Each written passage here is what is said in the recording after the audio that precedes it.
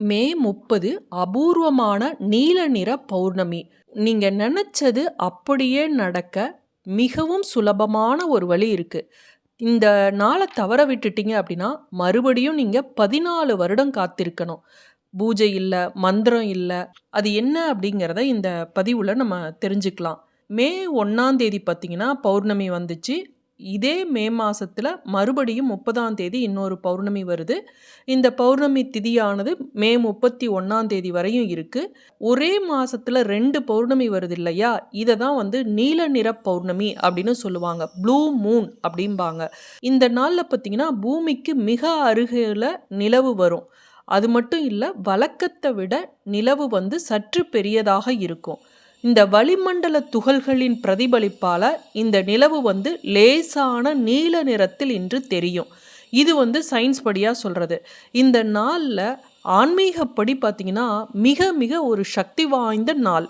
ஒரே மாசத்துல 2 பௌர்ணமிகள் வரும்போது, 2வதாக இருக்கக்கூடிய பௌர்ணமிய நீல நிலவு, ப்ளூ மூன் அப்படின்னு சொல்லுவோம். இந்த பௌர்ணமியானது சில கிழமைகள், சில நட்சத்திரங்களோடு சேர்ந்து வரும்போது மிக சக்தி வாய்ந்ததாக இருக்கும். பௌர்ணமி நாட்கள்ல குறிப்பா ஐப்பசி பௌர்ணமியில பார்த்தீங்கன்னா, அம்பிகைக்கு இந்திர நீல நிறக்கல் ஆபரணத்த அணிவித்து வழிபடுவது வழக்கம். இந்த மாசத்துல வரக்கூடிய இந்த பௌர்ணமி திதிய நீங்க தவற விட்டுட்டீங்க அப்படின்னா, திரும்பவும் நீங்க 14 வருடம் காத்திருக்க வேண்டும். இதை வந்து ஆங்கிலத்துல வந்து சூப்பர் ப்ளூ மூன் அப்படின்னு சொல்லுவாங்க. இது மிகவும் அற்புதம் வாய்ந்த நாள். இந்த நாள நம்ம தவற விடக்கூடாது. ஜோதிட ரீதியாக, சாஸ்திர ரீதியாக நம்ம செய்ய வேண்டிய சில பரிகாரங்கள நம்ம செஞ்சோம் அப்படின்னா, அதனுடைய சக்தியானது நமக்கு அளப்பரிய அளவு நமக்கு கிடைக்கும். ஏன் அப்படின்னு பார்த்தீங்கன்னா, சந்திரன் வந்து பூமிக்கு அருகில வருது இல்லையா? அந்த சமயத்துல பூமியில வந்து நல்ல ஒரு நேர்மறை ஆற்றல் நிறைந்திருக்கும். அந்த நேரத்துல நம்ம சந்திர பகவான வேண்டணும் அப்படின்னா, அவரோட அருளும் ஆசியும் நமக்கு பரிபூரணமாக கிடைக்கும். அதனால தான் இந்த பரிகாரங்கள்ல நம்பிக்கை இருக்கிறவங்க, இதுல இருக்கக்கூடிய பரிகாரத்த நீங்க செஞ்சு பாருங்க. சாயந்தரம் 6:30 மணியில இருந்து 12 மணிக்குள்ள எப்ப வேண்டுமானாலும் நீங்க இந்த பரிகாரத்த செய்யலாம். இதற்கு எந்த செலவும் இல்ல. ரொம்ப எளிய பரிகாரம். இத விட சுலபமான பரிகாரம் எதுவுமே இல்ல அப்படின்னு சொல்லலாம். சந்திர பகவான் அப்படிங்கிறவரை பத்தி நம்ம தெரிஞ்சுக்கணும். இந்த சந்திர பகவான வந்து நம்ம மனோகாரகன் அப்படின்னு சொல்லுவோம். ஜோதிடப்படி பார்த்தீங்கன்னா, மனது சம்பந்தப்பட்ட குழப்பங்கள்ல தெளிவு பிறக்கணும் அப்படின்னா, சந்திர பகவானோட ஆசீர்வாதம் நமக்கு தேவை. இந்த சந்திரனோட அருள் நமக்கு முழுமையாக இருக்கு. சந்திரனோட ஆதிக்கம் நமக்கு இருக்கு அப்படின்னா, நம்ம திடமான முடிவை எடுப்போம். எந்த ஒரு விஷயத்திலயும் நம்ம தவறு பண்ண மாட்டோம். ஒரு முக்கியமான முடிவு எடுக்கிறோம் அப்படின்னா, மனதுல குழப்பம் இல்லாம சரியா எடுப்போம். இந்த மனசுல வந்து எதிர்மறை சிந்தனைகள், எதிர்மறை எண்ணங்கள் இதெல்லாம் தோன்றிக்கொண்டே இருக்கு அப்படின்னா, அவங்களுக்கு சந்திரனோட அருள், ஆசி இல்ல. ஜாதகத்துல சந்திரன் வந்து பலவீனமா இருக்கிறாரு அப்படின்னு தெரிஞ்சுக்கலாம். எப்ப பார்த்தாலும் இவங்களுக்கு நெகட்டிவ் எண்ணம் தான் இருக்கும். அப்படின்னா அவங்களுக்கு சந்திரனோட அருள் இல்ல. அவங்கலாம் கட்டாயமாக இந்த ஒரு பரிகாரத்த செய்யணும். பௌர்ணமி தினத்துல சந்திர பகவான வணங்கணும். அதேபோல 3ஆம் பிறை அன்று சந்திர பகவான வணங்கணும்.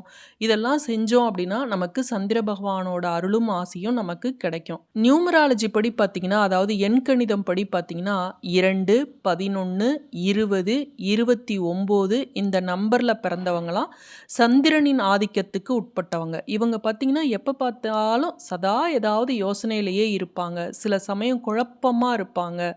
இவர்களெல்லாம் சந்திர பகவான கண்டிப்பா வழிபடணும். இவர்களுக்கு மனக்குழப்பமும், திடமாக எந்த ஒரு செயல்லையும் முடிவெடுக்க முடியாத ஒரு நிலையும் இருக்கும். சரி, இப்ப இந்த பரிகாரத்தை எப்படி செய்யறதுன்னு பார்க்கலாம். மே 30ஆம் தேதி இந்த நீல நிற பௌர்ணமி வந்திருக்கு. சனிக்கிழமையில வந்திருக்கு. அந்த சனி பகவானுக்குரிய கலர் அப்படின்னு பார்த்தீங்கன்னாவே நீல நிறத்தை குறிக்கக்கூடியது. இந்த சனிக்கிழமையில இந்த நீல நிற பௌர்ணமி வந்திருக்கிறது மிகவும் அரிதான ஒன்று. பௌர்ணமி திதி எப்ப ஆரம்பிக்குது அப்படிங்கிறத தெரிஞ்சுக்கலாம். மதியம் 12:54க்கு பௌர்ணமி திதி ஆரம்பிச்சு மே 31ஆம் தேதி பிற்பகல் 2:45 வரையும் பௌர்ணமி திதி இருக்கு. அன்றைய தினம் நட்சத்திரம் பார்த்தீங்கன்னா விசாக நட்சத்திரம் இருக்கு. அதனால தான் வைகாசி மாசத்துல வரக்கூடிய விசாகத்தை பௌர்ணமி திதியோடு சேர்ந்து வர்றப்ப அதை வைகாசி விசாகமாக நம்ம கொண்டாடுறோம். இந்த மே 30ஆம் தேதி தான் வைகாசி விசாகம். நம்ம முருகனை வழிபடுவதற்கு மிகச்சிறந்த நாள். மே 30ஆம் தேதி இவ்வளவு சிறப்பாக இருக்கக்கூடிய இந்த நாளை நம்ம தவறவிடக்கூடாது. ஏற்கனவே சொல்லியிருக்கேன் நேத்திரம், ஜீவன் இதை பற்றி. இந்த நேத்திரம் அப்படிங்கிறதும் இன்று முழுவதும் 2 கண், ஜீவன் அப்படிங்கிறதும் இன்று முழுவதும் முழு வாழ்க்கை. இவ்வளவு மிகச்சிறப்பான நாளை நம்ம இந்த பரிகாரம் செய்வதற்கு பயன்படுத்திக்கணும். சரி, இந்த பரிகாரத்தை எப்போ செய்யணும் அப்படின்னு பார்த்தீங்கன்னா, நான் ஏற்கனவே சொன்னேன், மாலை 6:30 மணிக்கு மேலே இரவு 12 மணிக்குள்ள நீங்கள் எப்போ வேண்டுமானாலும் செய்யலாம். இந்த பரிகாரத்தை யார் வேண்டுமானாலும் செய்யலாம். ஆண், பெண் யார் வேண்டுமானாலும் செய்யலாம். குளிச்சுட்டு தான் செய்யணுமா அப்படின்னா குளிச்சுட்டு செய்யலாம், ரொம்ப நல்லது. குளிக்கலைனாலும் செய்யலாம், அதனால் எந்த தவறும் இல்லை. இந்த நாளில் நீங்கள் வைக்கக்கூடிய வேண்டுதலானது சில நாட்களில் நிச்சயமாக நடக்கும். அதற்கான முயற்சிகளையும் நீங்கள் மேற்கொண்டு இந்த பரிகாரத்தை நீங்கள் செய்யும்போது நிச்சயமாக உங்களுக்கு சந்திர பகவானோட அருள் கிடச்சி உங்கள் வேண்டுதல் சீக்கிரம் பலிக்கும். முதல்ல உங்கள் வீட்டுக்கு வெளியே வந்துடுங்க.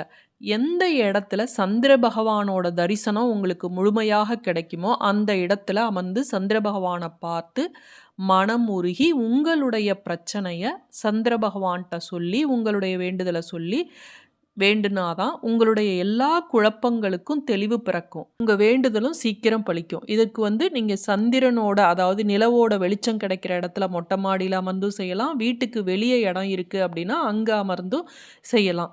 இப்போ மேகமூட்டமாக இருக்குது, நிலவு தெரியல, சந்திர தரிசனத்தை பார்க்க முடியல அப்படின்னாலும் பரவாயில்லை.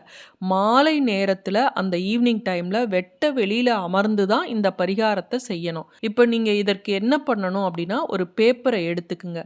இந்த பேப்பரில் ப்ளூ கலர் பென் அல்லது சிகப்பு கலர் பென், பச்சை கலர் பென், எது வேணும்னாலும் நல்லா டார்க்காக தெரிகிற மாதிரி பென் எடுத்துக்குங்க.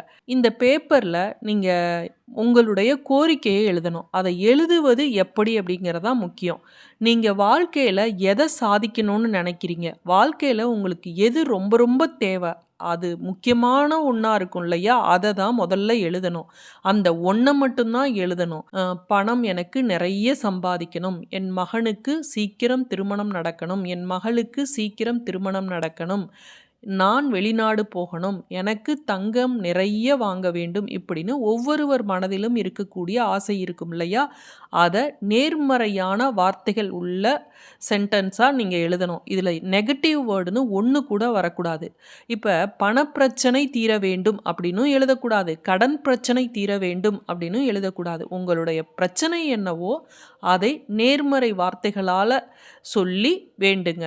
இப்படி எழுதுறது எத்தனை முறை எழுதணும் அப்படின்னா 21 முறை எழுதணும்.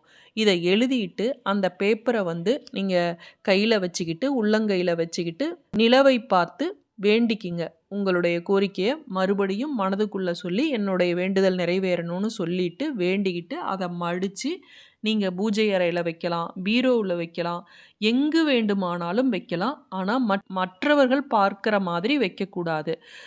வீட்டில் இருக்கக்கூடிய நபர்கள் பார்க்கலாம், ஆனால் வெளியாட்கள் அதை படிக்கிற மாதிரி இருக்கக்கூடாது. சில நாட்கள்லேயே உங்களுடைய வேண்டுதலானது நிறைவேறும். மீண்டும் அடுத்த காணொளியில் சந்திக்கும் வரை நன்றி, வணக்கம்.